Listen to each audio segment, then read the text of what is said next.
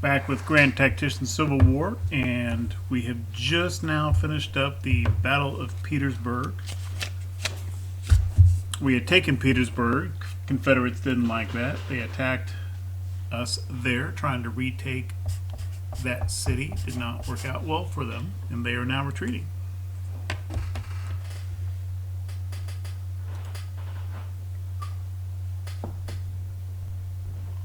Still got these ironclads beating up on Fort Hatteras, or being beat up by Fort Hatteras, depending on your perspective. I think we've already lost a ship here.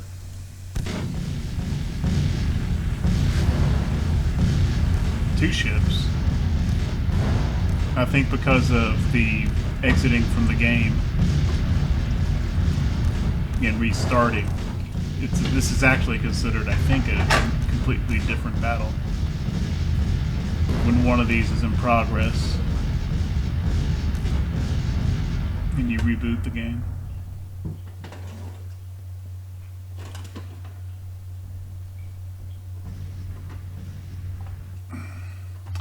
So kind of the situation we have here is I want the Army of the Potomac to move across the James, but they can't do so on a broad front.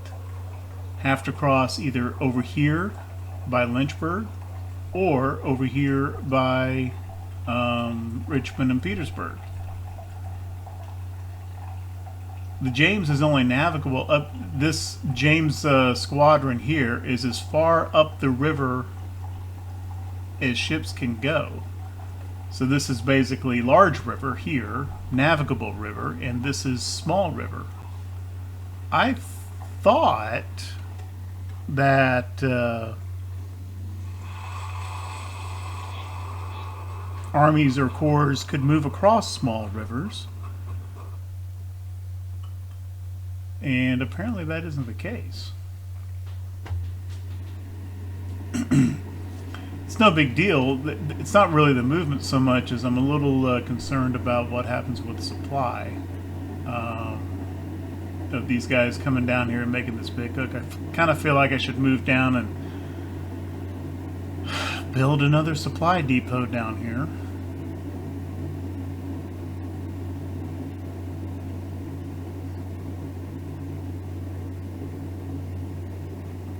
Is that a supply depot?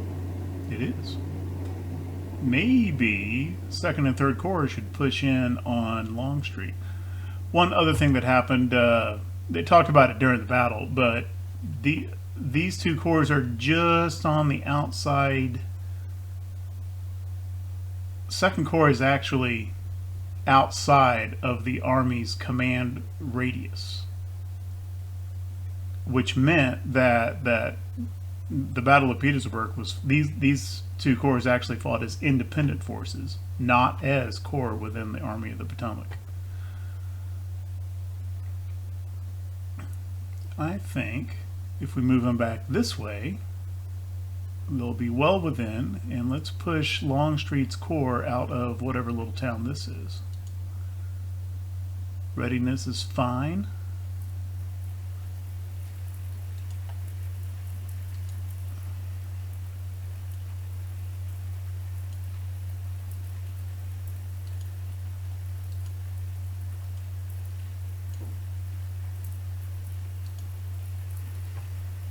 I would think Longstreet will probably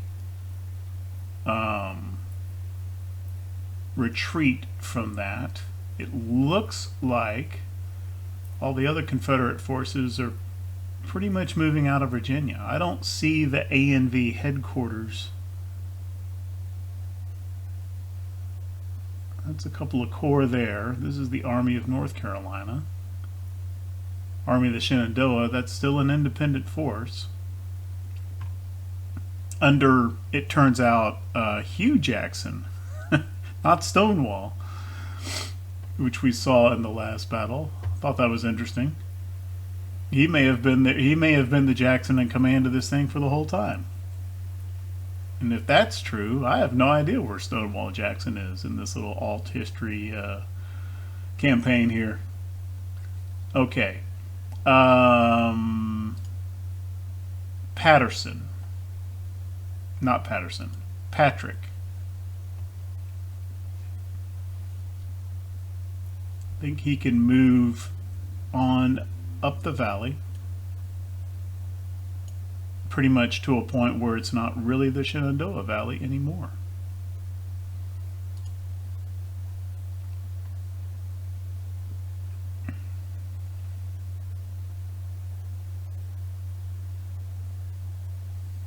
Right up here in this, along this main spine of the Appalachians.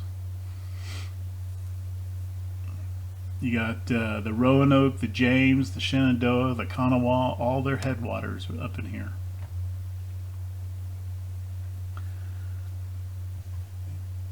Once Patrick moves down to here, he should be in range of this supply depot. I'm going to edge him over close to Lynchburg and have him build a supply depot in this area. Well, I mean, I can do that, or I can just move these cores on down. Have them do it. There's no reason not to do that.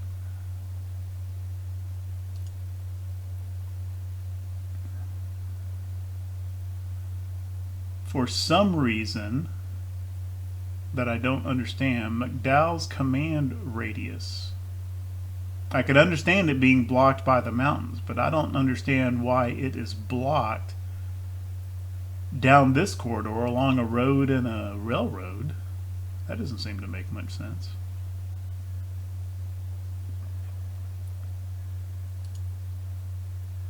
It may just be a visual graphic glitch.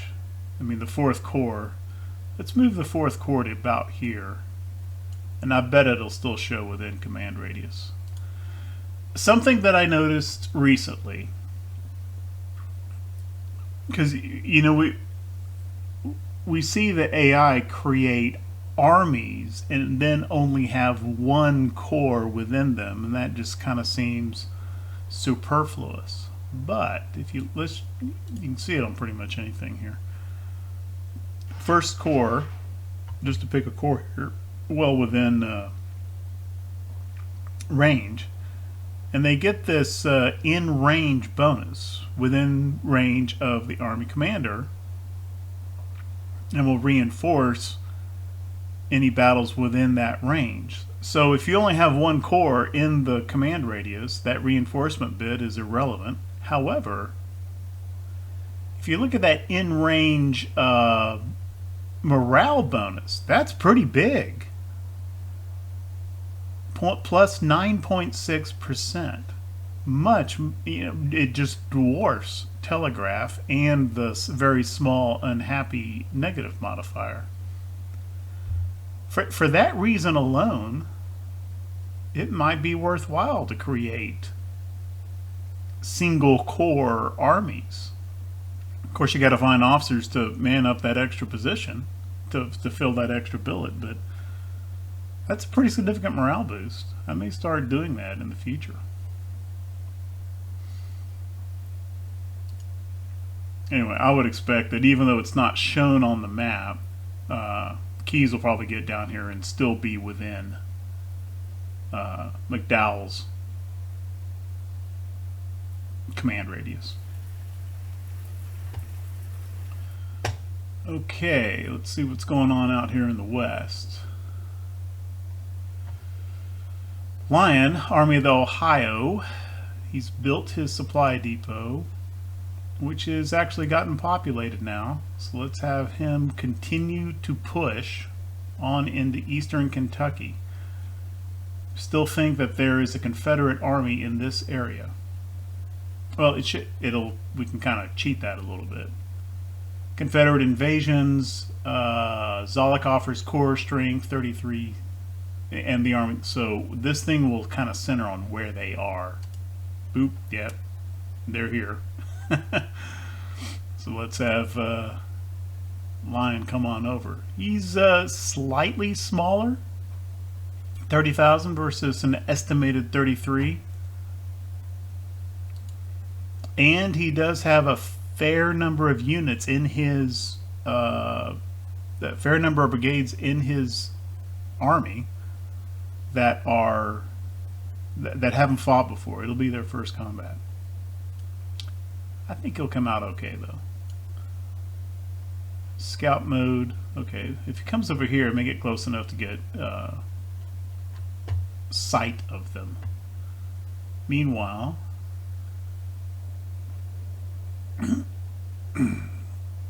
we've got McClellan here at, I think this is Jonesboro? No, there is no town here. It doesn't have a name. But he's building a fort to kind of seal off this route. Once this fort is complete, it's going to move on down through Jonesboro to Knoxville. And he'll have to build some supply along the way, I'm sure. I somewhat doubt that Jonesboro will be enough to supply his army.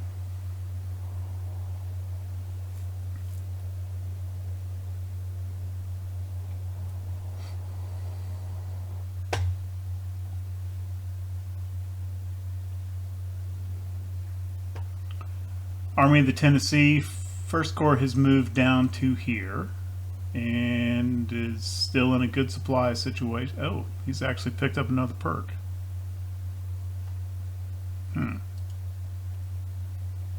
We have Ambulance Corps for the Army as a whole. Schenck, who has actually fought a battle, still doesn't have any perks. It's got Cartographer, Flying Column, and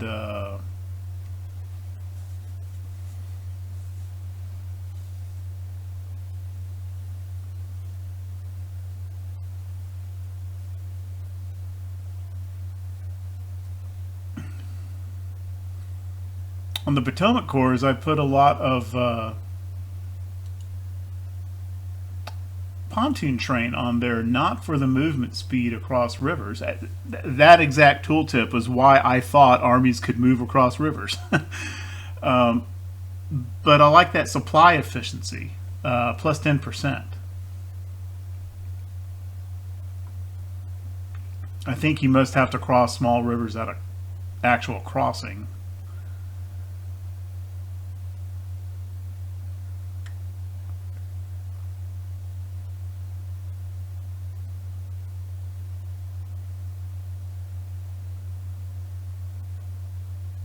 I just don't use forced march that much.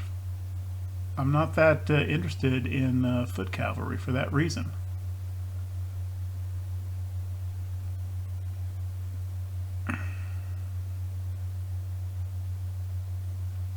I like the Bureau of Military Information, but with the skilled cartographer, it just kind of feels like putting too many eggs in that basket. I mean, it's pretty similar. You level them both up by scouting, and this one is intel plus 10%, whereas the cartographer is plus 5 for intel, plus 5 for movement speed. I kind of like that one a little bit better, because you get 2 buffs, even though they're 5%, not 10%.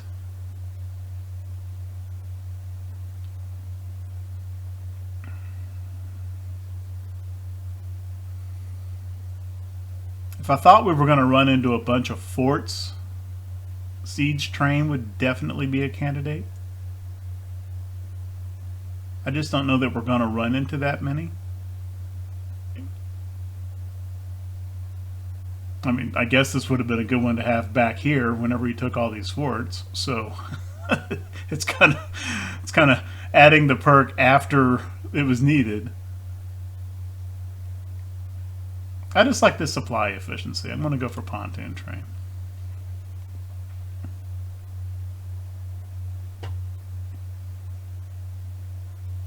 And the issue here is I'd like for the First Corps to move west and engage Fry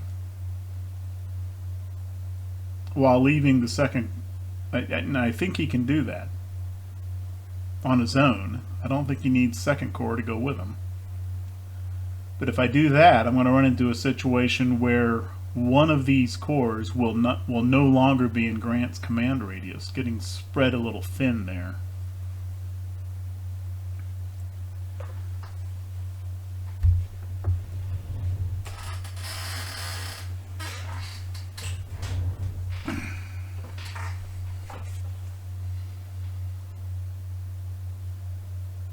And what I should have done over the winter is I should have had Second Corps building a darn fort here at Nashville.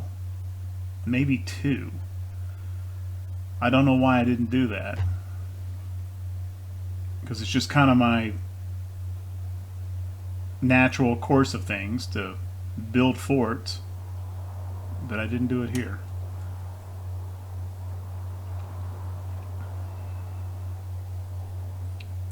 But I'm going to do that now. I mean, this is a fairly important town, or at least one of the more important towns over in the west at 4.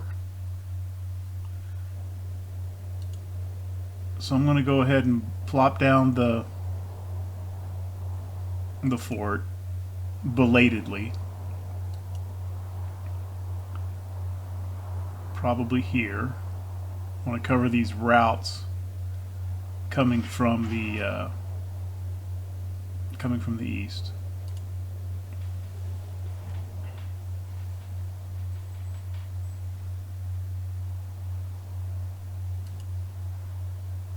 And then we'll do another one over on the other side. I don't want them too close together.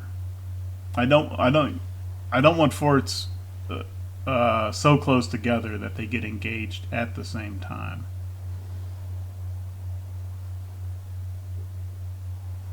I think that'll do.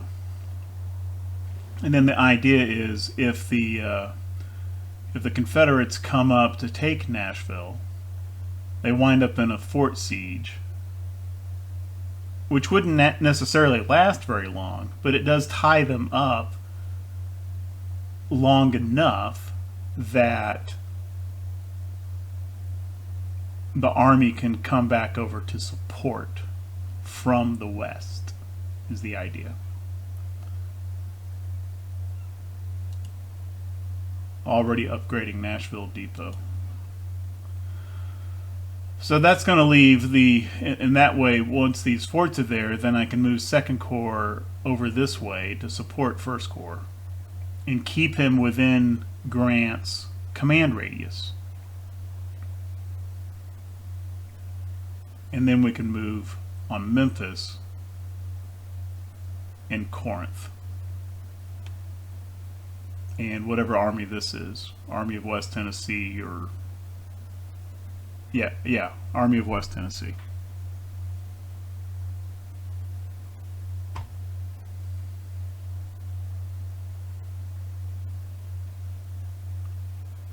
Hopefully, Army of the Ohio can make contact and force a movement of force a retreat of the Army of the Mississippi. If I understand correctly, once an army starts retreating, they have to retreat toward a friendly owned infrastructure point, which is one of these small towns. As far as I can tell, the closest Confederate infrastructure point is this little town of London.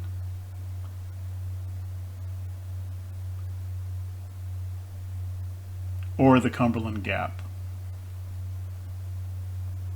So if a battle occurs around here, around Paintville, then I think these forces have to retreat toward London or Cumberland Gap. The route to go to Cumberland Gap goes this way,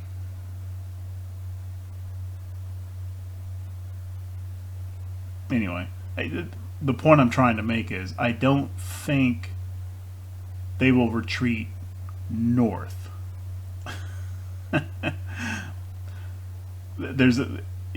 In the Steam discussions you see things all the time like, why are these armies retreating toward friendly territory?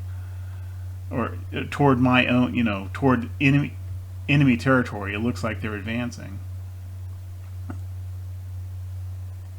I think sometimes, yeah, that's one reason why it's important to have Winchester if you're Union, because battles can occur in this area, a lot of them, as we've seen. These are all battle monuments. And I think sometimes battles occur, Confederates lose, but if they own Winchester, or they own Newmarket, and so they route toward that, and they retreat north or west instead of south. Maybe, I don't know. Weird things happen in this game. They're hard to explain. Anyway, I don't need these battle monuments cluttering up the map. I do like to see the telegraph and the supply routes. I think those should be on by default. I'm not building that. That's just another ironworks. With that industrialization running, the ironworks are just kind of build. That's private. It's a private company building that. All right, let's get time moving again.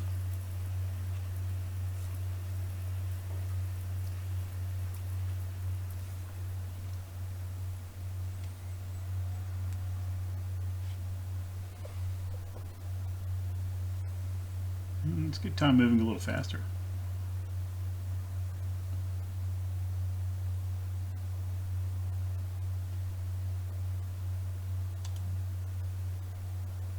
Scout. Always scout.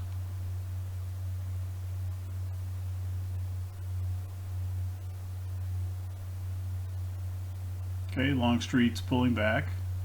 Makes sense.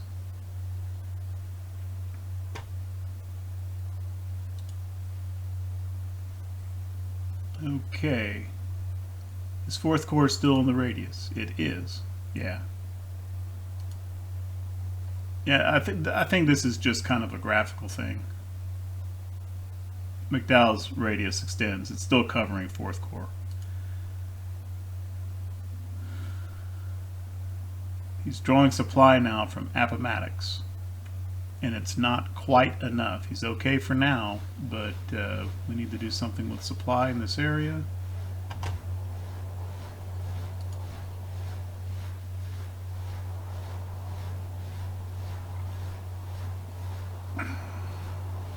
And same with Patrick. He's drawing supply from Buchanan, but it's not quite enough.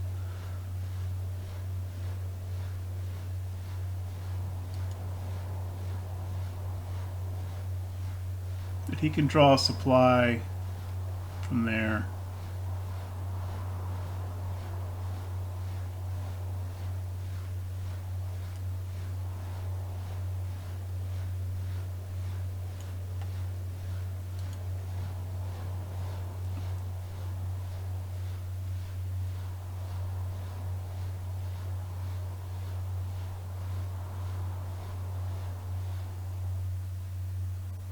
Long enough to build a supply depot, and shouldn't get in too bad a situation.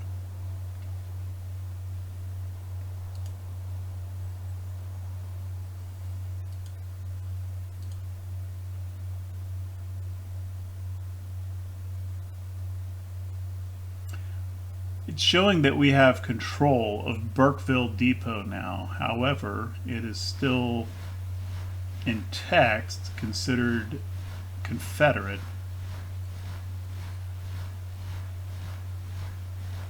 It's possible that they still have control to delete this supply depot, but we don't see the burning down text message floating above it or past it. Still 100%. Still 100%.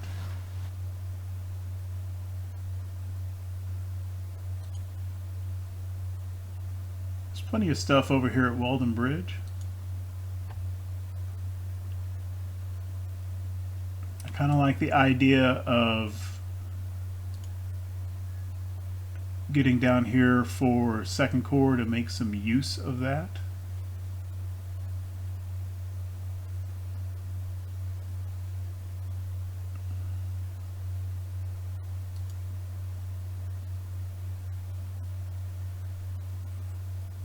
Let's move second corps here. Yes, I know that's pulling him back out of McDowell's command radius, but I'm just gonna move the whole army across. We have a supply depot here at Weldon Bridge. We have one at Petersburg. We have one at Burkeville, which doesn't have any provisions in it. Setting us upgrade.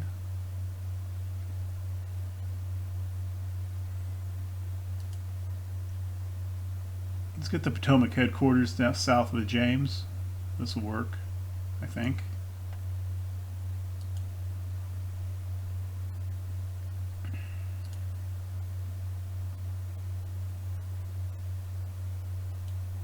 Let's bring these other corps over.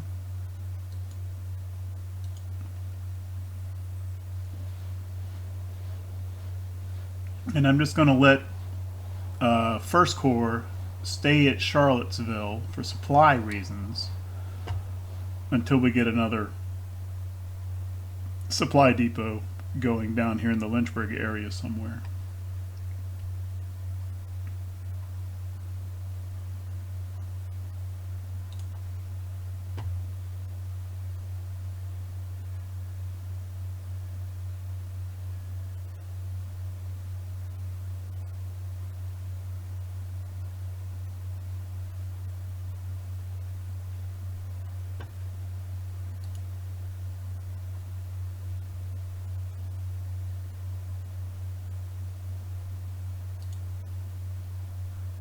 No eyes yet on Zollicoffer.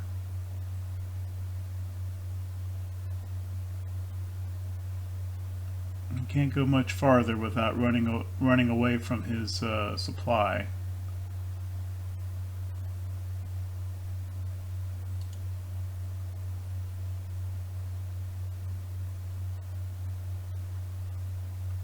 Let's just move on in, capture this supply depot, force the battle now.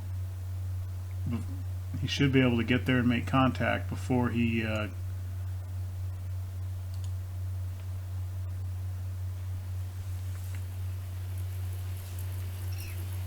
suffers the ill effects of low supply.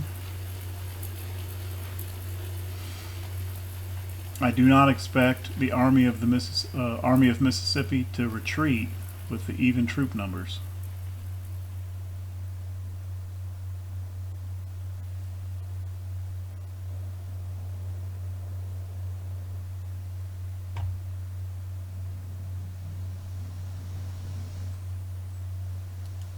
Okay, Shenandoah is here now. He's actually drawing full supply. Okay.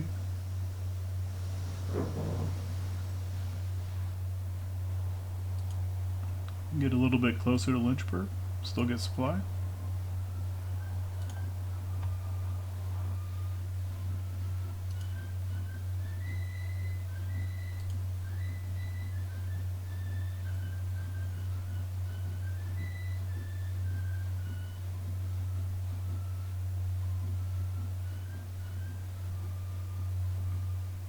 Oh, look at this. Army of the Shenandoah and Longstreet are coming up to retake Lynchburg. And I don't think 4th Corps is within range. He is. He's still within range.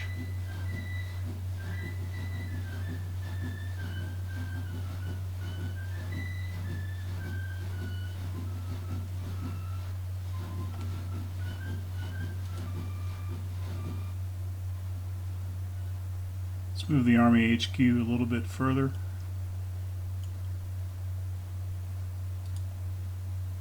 Let's get 3rd Corps a little bit closer.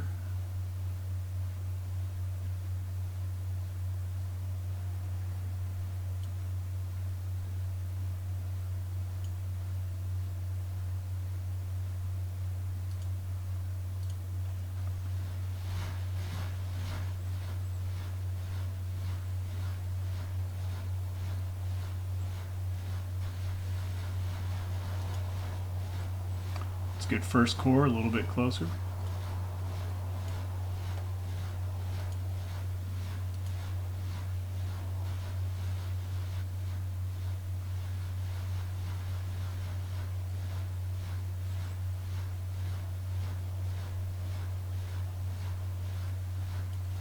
Put 4th Corps right in Lynchburg.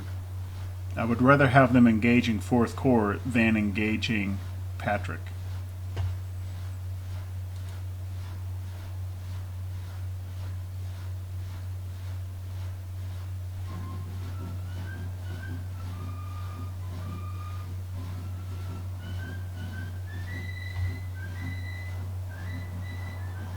To that end, I'm going to pull Patrick back just a little bit.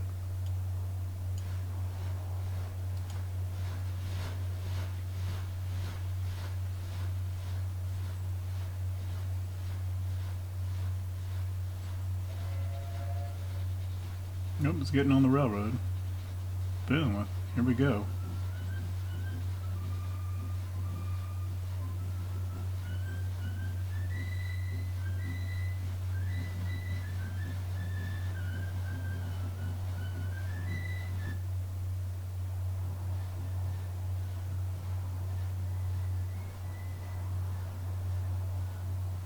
Really?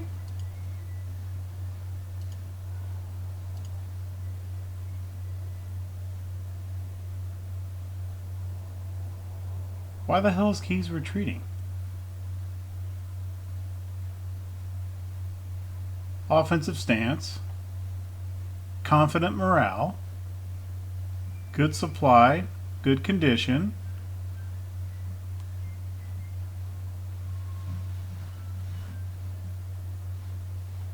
I don't know why that happened.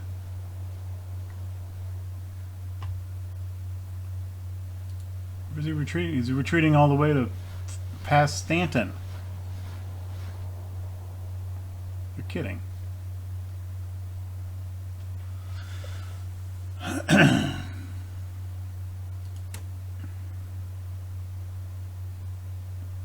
Okay, 2nd Corps, good supplies, drawing some supply all the way from Weldon in North Carolina, and from this depot, and from Fredericksburg Depot. So he's fine where he is. I think he should be able to come over this way and still draw supply from all those sources. Stay somewhat close to the army. Okay, do I have control of Keyes again, if I can click on them? Camped, yeah. Get back over here. I didn't tell you to go up there.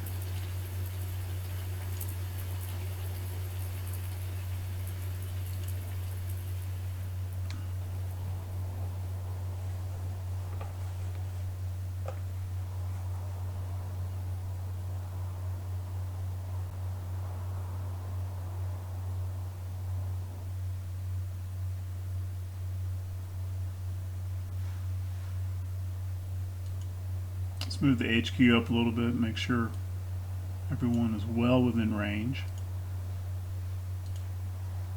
Let's move 3rd Corps up to Appomattox Courthouse.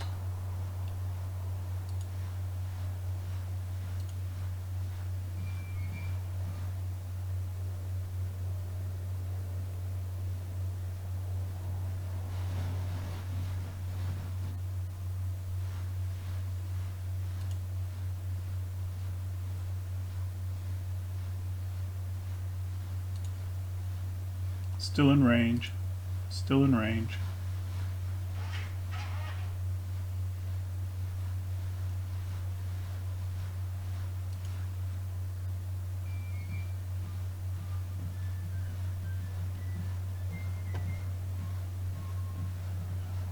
One, two, three. I'm missing a corps somewhere. 5th Corps.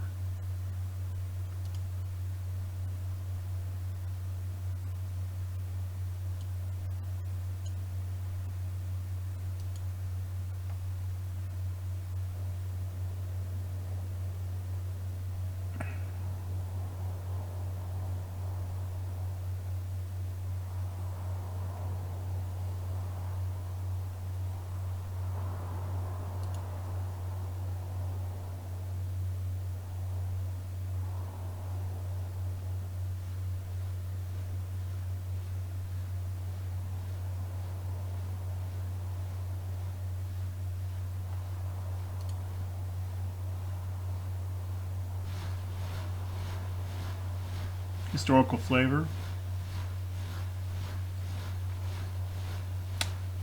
Sioux, Dakota Sioux troubles over in Minnesota.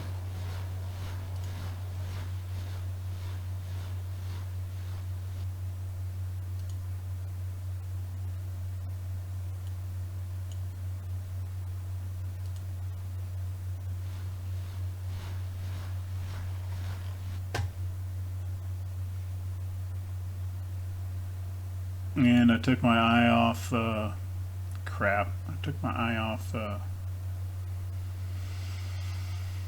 Lion too long. And now he's run out of supply.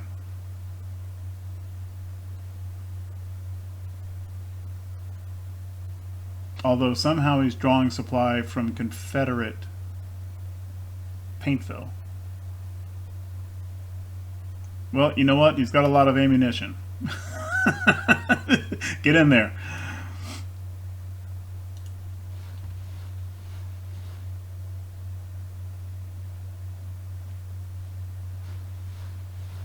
Use your bullets to get some food.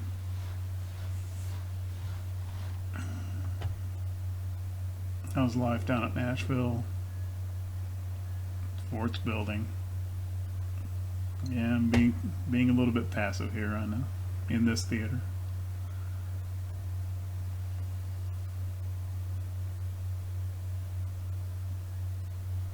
Collins almost got this fort done. Well, it looks like Zollicoffer is retreating rather than fighting. And he's going west, not south.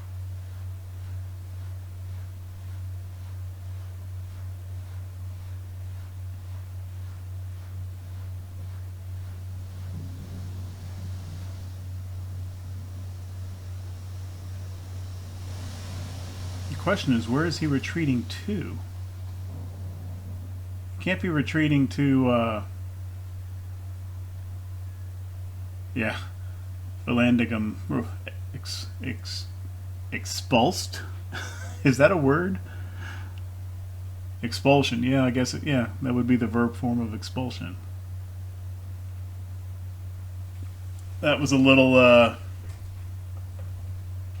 this guy, he was a congressman, I think, I want to say Ohio?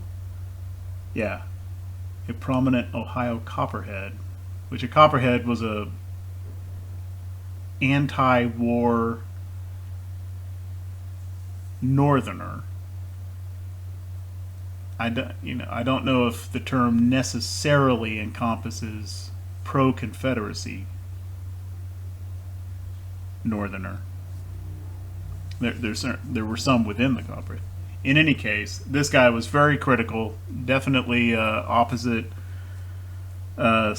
side opponent of Lincoln in particular. The administration in general was always talking about, giving speeches and stuff about how, just against the war. Wound up getting arrested, and then they didn't really know what to do with him.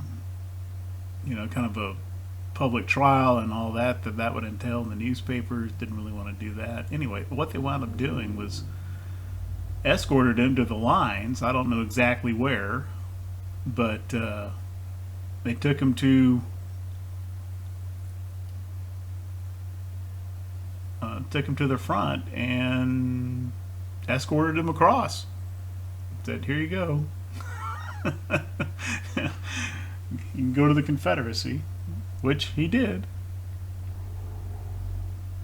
And I think eventually made his way to the coast, and eventually took ship and went back up to Canada and re-entered the country later. Meaning re-entered the United States, the North, later. But at least he was out of Lincoln's hair for however long it took to do that.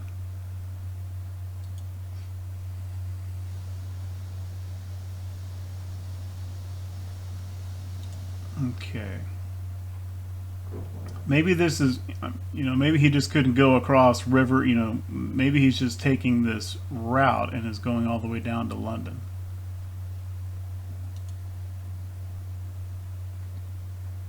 At least Lion got a supply.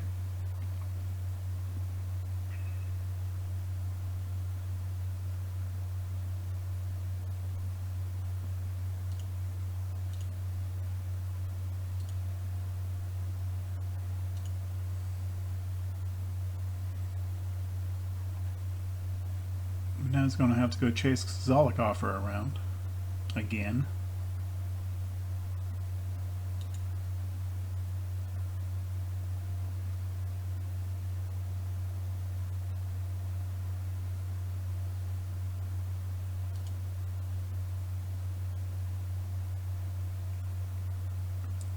Yeah, Lion really can't wait. Let's come back over to Lexington.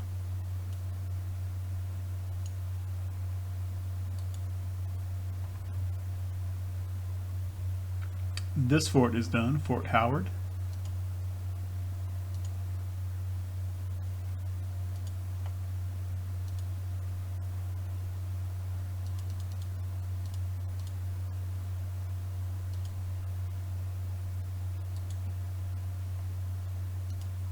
Just give him a battery.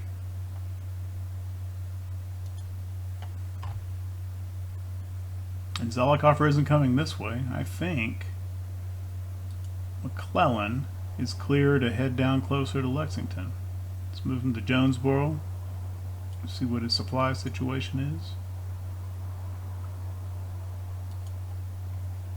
See if he'll use the railroad to get there. No.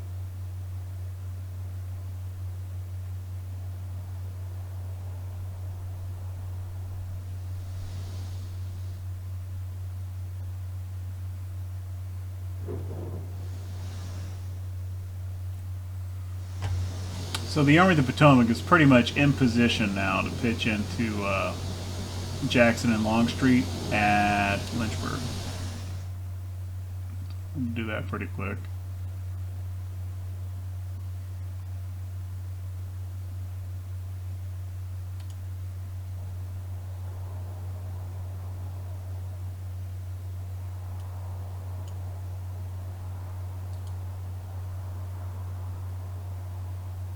Ooh.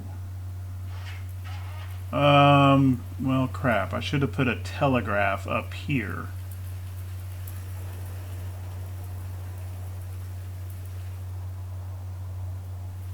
McClellan's run out of telegraph communications. And he may not be in range of any. For that matter. No. Lion is still in telegraph range. McClellan is not. If he builds it, yeah, he needs to go back up here and build a telegraph station. I messed that up. It is drawing full supply though from Jonesboro, so we know that the supply situation ought to be good all the way into Knoxville.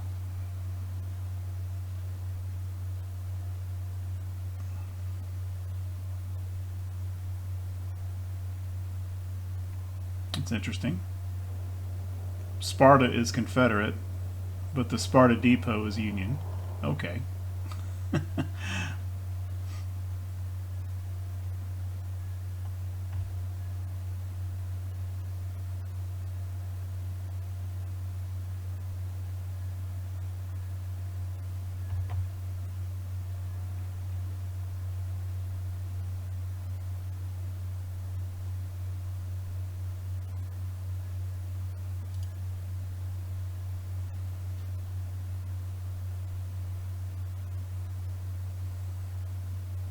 I don't know why Lion isn't now drawing supplies from Lexington Depot.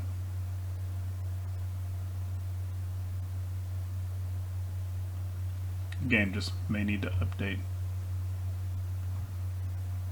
Okay. So here's Zollikoffer, which we can tell by the fact that a supply depot is being built here.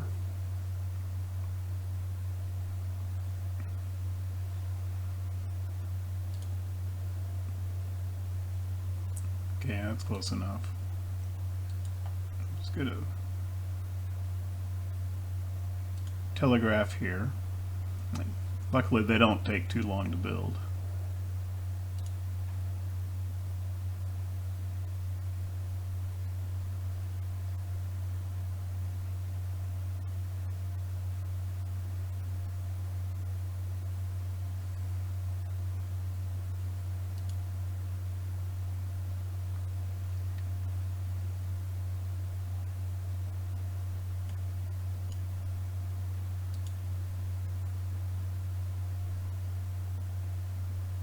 I'm surprised that that Confederate army retreated, given that the numbers were pretty. He actually had a slightly higher number of troops.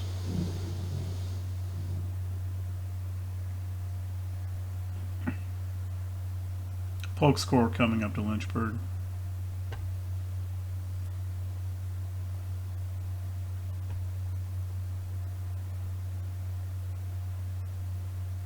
Confederates have resorted to bounties. I thought they already had. Maybe this is they must have gone to the second round of bounties. I don't know how far down the I don't know how many bounty policies there are. But does that mean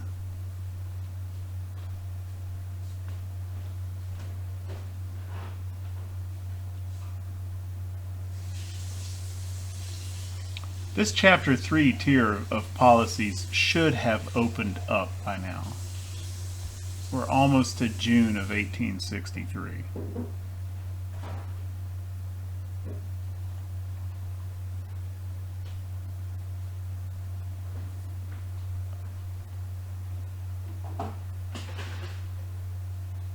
Oh, maybe I did that to myself. Maybe it's because you have to do an actual policy before you can do an act, and I am at 10 of 10.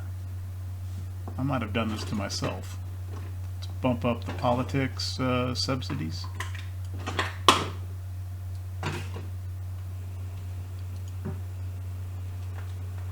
Yes, that was it. This probably opened up months ago in game time and I messed myself up.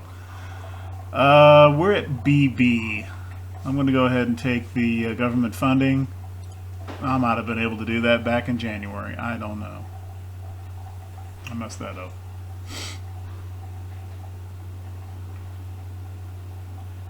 And then once that is done, then I'll do military 3.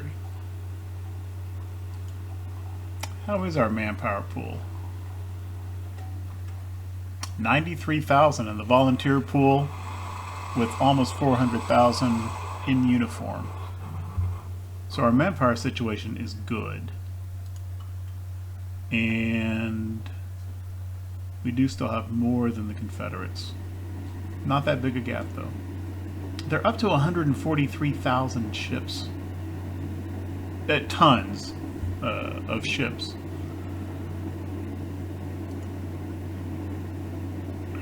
Speaking of which, that Texas blockade still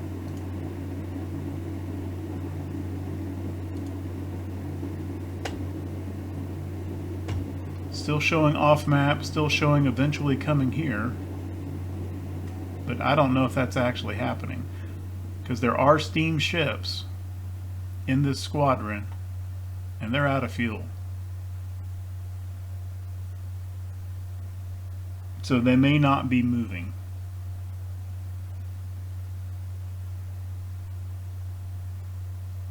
You know what? I'm just going to disestablish this squadron and build a new one. I'll do that off camera. Okay. So we're slowly pushing Zollicoffer, who we know that's his corps. We don't know the commander of the Army of Mississippi. But we're pushing this army back down towards Tennessee.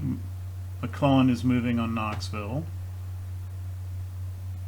working on these forts to strengthen Nashville, give Army of the Tennessee some freedom of movement to work over here toward Memphis. Our river squadron is still watching this army, which I think is the Army of Tennessee proper at Chattanooga. But for the next episode, I think we'll be retaking Lynchburg with the Army of the Potomac, and they are in position to do so. So, thank you very much for watching.